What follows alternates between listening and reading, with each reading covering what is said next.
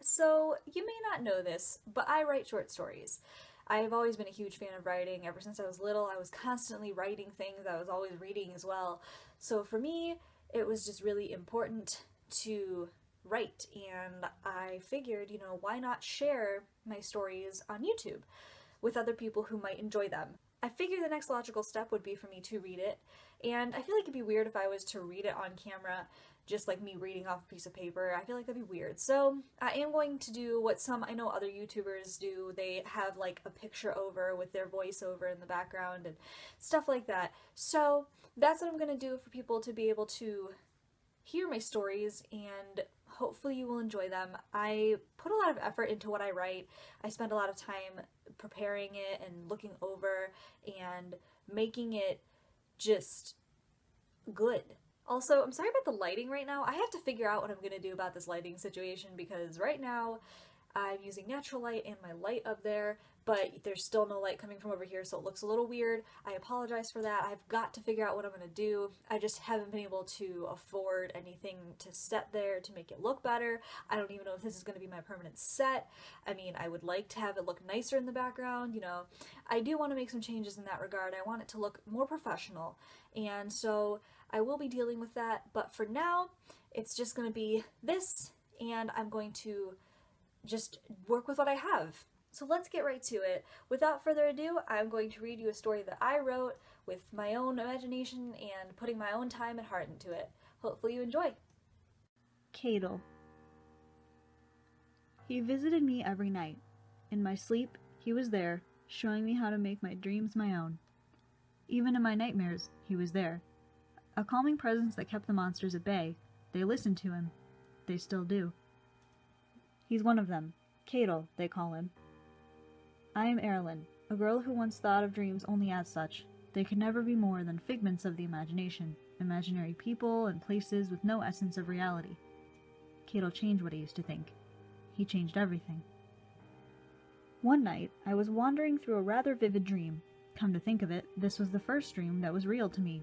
Before then, my dreams were short, blurry, and dull. This dream was also the first time, I now know, that Cadell came to me.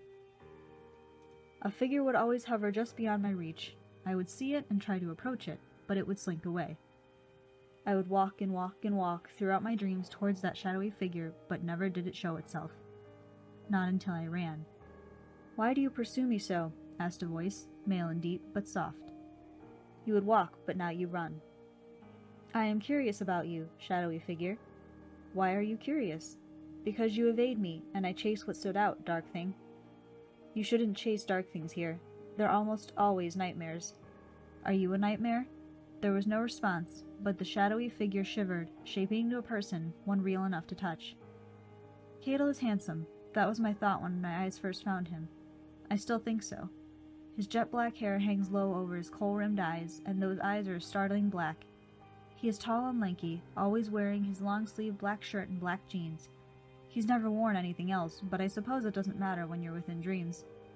Aside from these, he has one defining factor. He has two glossy, beautiful crow-feathered wings that spread out from behind him. I've gotten to fly on those wings. He's taken me up into the sky of this realm, where there are no clouds, only the glow of the millions of dreams of sleeping creatures. He explained the dream clouds, as I have dubbed them, to be the life force for him and the others who lurk here. Without the dreams of living things, they cannot live. And from these dreams come all the magnificent creatures who roam free through this realm. I've met many lovely beings here, creatures with names known in my waking life, such as mermaids, gargoyles, and pixies. And I've met other oddities, ones who simply popped from a dream, the creativity of another.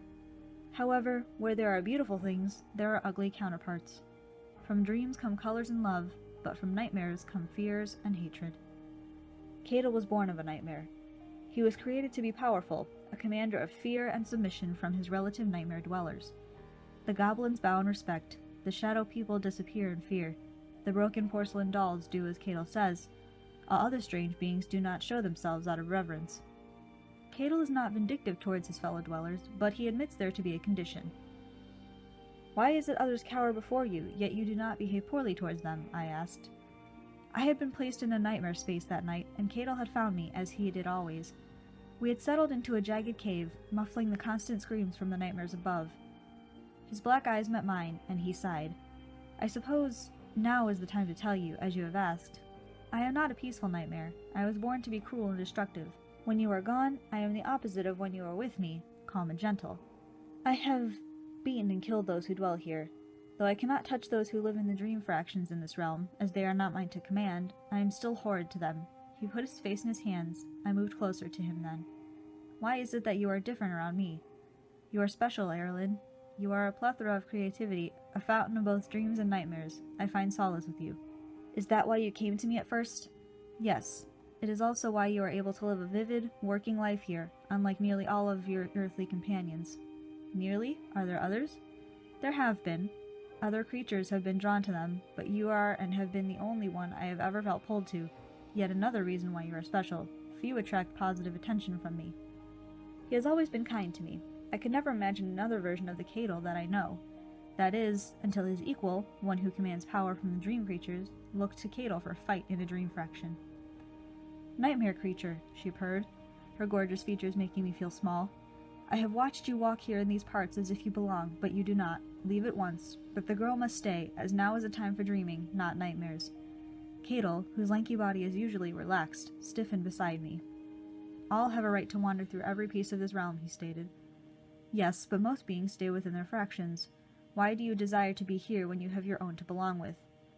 I only have one to belong with, and she is here, so I shall be as well. The dream creature's eyes narrowed, and she stepped forward. I do as I please, growled Cadell, responding to her advance. I watched as he grew into a beast of a thing. Its eyes were still black, but rimmed in red, and its hands turned to claws. Teeth turned jagged, and his skin bleached itself. The dream creature lunged, and a fight began. I only stood there, stunned by both the fighting and the drastic change I had witnessed in Cadell. Others began to gather, watching in panic and fear. I began shouting, telling Cadell to stop. I wished for peace to settle. I put my hands to my mouth, yelling, Enough! You are both equal, glorious beings. Don't squander it with a fight so meaningless. You are both destined to share this world. You had best accept that. This seemed to calm the dueling creatures, and I was glad. Cadell returned to me, becoming the creature I knew once more.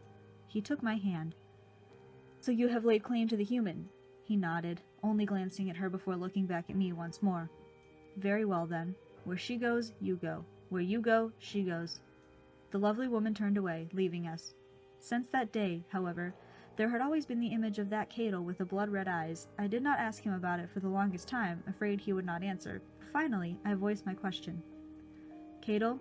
He shifted, looking down at me as my chin rested on his shoulder. Was what I saw the other day you? He let his head fall, his hair flooding his eyes. It's me without you. He tightened his hands into fists, and I felt his pain. I hate that version of me. I am horrid. You are not horrid, I protested. What you saw was a monster. I am supposed to scare you. He paused, pushing his hair back from those black eyes. Do I scare you? I just shook my head. You do not give me a reason to be scared. I do not view you as a monster. If you do not see me as such, I must know. His eyes swallowed mine in their gaze. Do you think I am a true nightmare? No. He smiled at me, big and lovely and bright. I have never wanted to leave since then. I realized I wanted to sleep forever, stay dreaming for as long as I live. That is when Cadell made it known how I could, even past my death. So there were others who have traversed here? Other mortals like myself? I asked. Cadell nodded. They have come and go. What gives them that ability? Someone here has to allow it. For instance, I allow you as a mortal to walk here. Are there any others around now? No, just you, Erilyn. Have any others stayed their whole lives? No. All have left after being here for a long time. They age in real life, but here they do not.